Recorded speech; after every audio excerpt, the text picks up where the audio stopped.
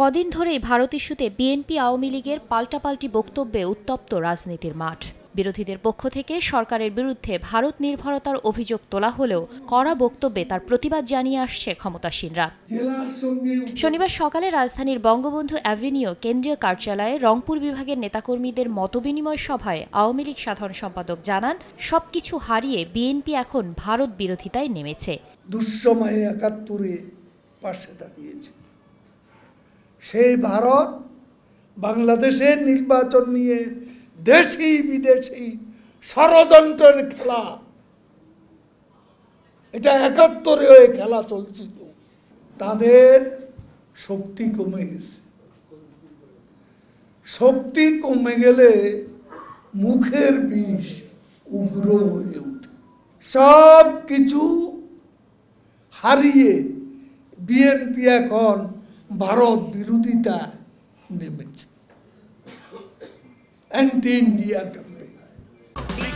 এই ঈদে দেশ জুড়ে কেনাকাটার ফুর্তি হবে শুধু বিকাশে, সাথে discount coupon, instant cashback. Obaidul Quader আরও বলেন, দলের কারও দায়িত্বজ্ঞানহীন আচরণের দায়ভার আওয়ামী লীগ নেবে না। কোনো মন্ত্রী ভোট প্রক্রিয়াকে বাধাগ্রস্ত করলে তাকে ক্ষমা করা হবে না বলেও হুঁশিয়ারি দেন ওবায়দুল কাদের। প্রথম থেকেই আটঘাট বেঁধে নামতে চাই। যে যত মন্ত্রী হন, এমপি হন, কারো প্রভাবিত হবে এবং কোনো প্রকার হস্তক্ষেপ কেউ করবে প্রশাসনিকভাবে ক্ষমতার জোরে, এইটা কোনো অবস্থায় অ্যালাউ করা যাবে না।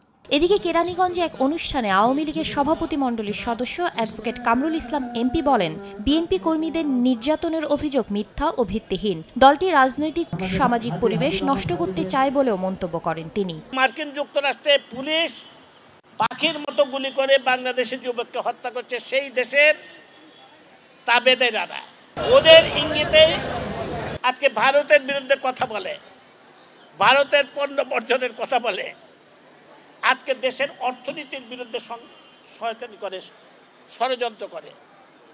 আজকে আওয়ামী লীগকে বলে যে আওয়ামী লীগ বিদেশি এজেন্ট। আরে আওয়ামী লীগ কোনো দেশের এজেন্ট না। আওয়ামী লীগ কোনো দেশের টিপায় ক্ষমতায় আসে নাই, জনগণের ভোটে ক্ষমতায় এসেছে। বিএনপি যতই আন্দোলন করুক, ক্ষমতার জন্য তাদেরকে আরো ৫ বছর অপেক্ষা করতে হবে বলে মন্তব্য আওয়ামী লীগ নেতাদের। শাতিলা শারমিন, সময় সংবাদ, ঢাকা।